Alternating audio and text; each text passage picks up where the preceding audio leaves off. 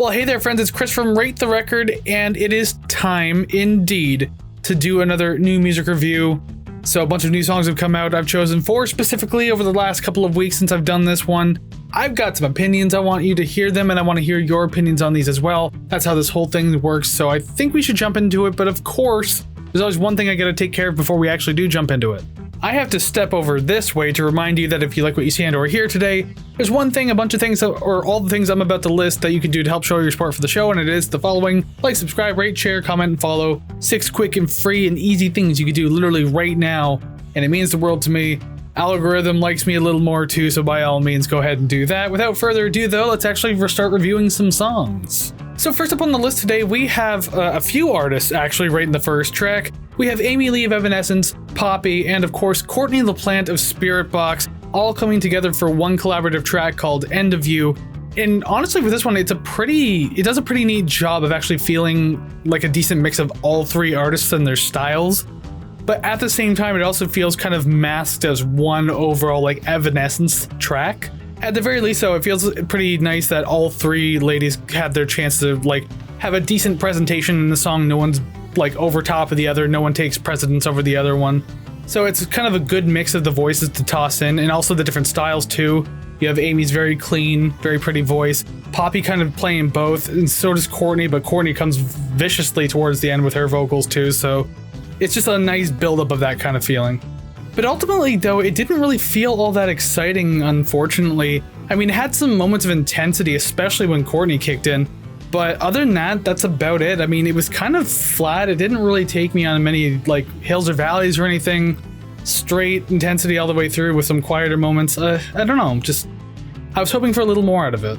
And overall, I can say, it's all right. It's nothing stand out, but I mean, I think the vocals definitely carried this much farther, I should say, than the instrumentals did. So I would still say check it out. It's worth it, but still not as great as I could have hoped a song like this should be. So coming up next on the list, now we have Author and Punisher with a brand new album on the way, and one of the songs that we're being teased with is called Thrush.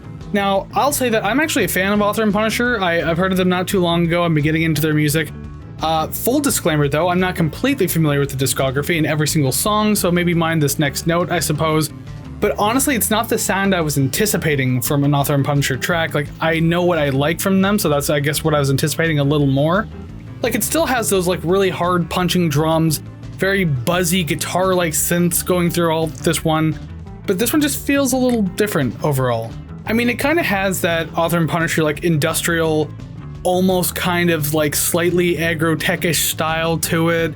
And then it has like a bunch of doom metal elements thrown into it as well, so it is incorporating a little more, so it makes it feel like a different track than usual. And I mean, for shits and giggles, if you really want to throw it in, there's even like nature sounds in this song too. Like, you do hear like the gentle wind and chirping of birds towards the middle and everything like that. So just a mismatch of all that. It's kind of different, but yeah, just it is different. I keep saying that, but I mean it. It's not necessarily a bad thing, but I mean, like, it just, maybe it wasn't what I was anticipating. Maybe it's just me being too picky. It does stretch on for quite a bit though. If I didn't write the time down, unfortunately. I think this one was just under 6 minutes long.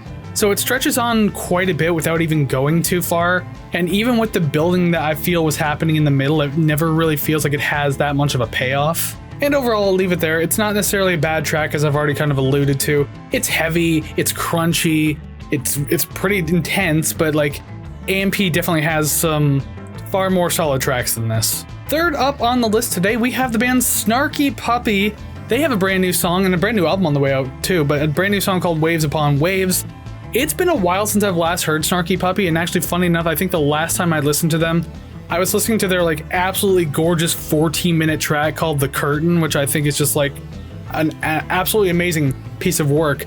And it feels like this one actually is a pretty decent place to pick up from that particular track and maybe even that particular album, so I kind of like this continuation feeling I'm getting in my head from it.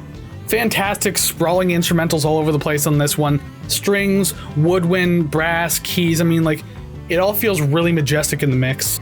The middle of the song is absolutely fantastic too, because you get this violin solo, just a crazy violin solo that's kind of like slightly buzzy and distorted as well, that works well as a guitar solo. So, and like, even given the jazzy nature of this track overall, it's actually kind of heavy in that regard, because that middle has like these like lower tone kind of chugged portions that I mean, ultimately isn't heavy, but for what this song is, it is, and I kind of enjoy that. Overall, this is a completely solid tune. I adore it. It's so expansive, it's really fun to get through, and even being 7.5 minutes long, I mean, honestly, it's hard to expect any less of a Snarky Puppy song being like this interesting and fascinating. Last up on the list today, we have the band Idols, who make another return for the NMR. Last time I talked about them as the song Rabbit Run from a soundtrack they're being part of. Well, that soundtrack is out now, and it's all Idols, and one of the singles they've released from it since the album has now officially released is called Cheerleader. Immediately, I have to mention this like super low, crunchy guitar doing like a Les Claypool whamola kind of sound and just like constant bending down, like a repetition and that. I think that was a pretty neat idea to go with. There's still a decent amount of aggression in this one, which is always nice to have, but I think it lacks the bite that Rabbit Run had. Like, I mean, the chorus itself too, it's fun, but it feels more like a filler than anything else, unfortunately. There's probably not too many more places for me to take this review, so honestly, I'll probably leave it there and overall say it's a fine song. It's not my favorite Idol song by any stretch of the imagination, but it's not bad either. Like, I get this is for a movie soundtrack, but like it just feels... It doesn't feel like it's been given the same attention as most Idols tracks. And I like a lot of Idols songs, so it just feels like this one's like on the weaker end of it. I mean, it's not an awful track, but I'm just not super into it.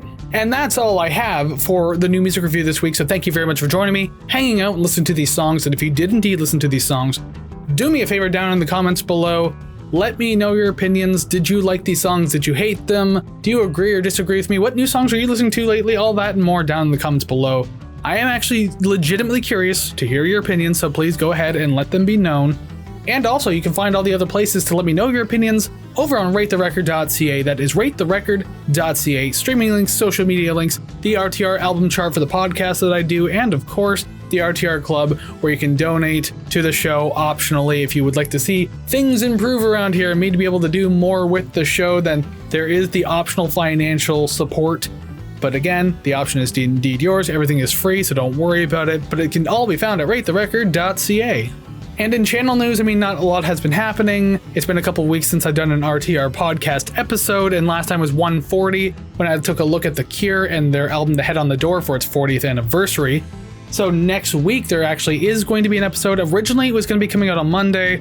I got caught up this week, couldn't properly record it, couldn't finish the whole review in time. It will be out next week. It won't be out Monday. I'm not certain when. But again, this is part of the whole, like, my schedule is kind of open and doing whatever I want now type thing. But when it does come out, I'm going to predict probably around Wednesday or so. It will be episode 141 when I take a look at Fiona Apple's When the Pawn... Like, the album title's an entire paragraph of a poem, so let's just call it When the Pawn, as it's usually referred to anyways.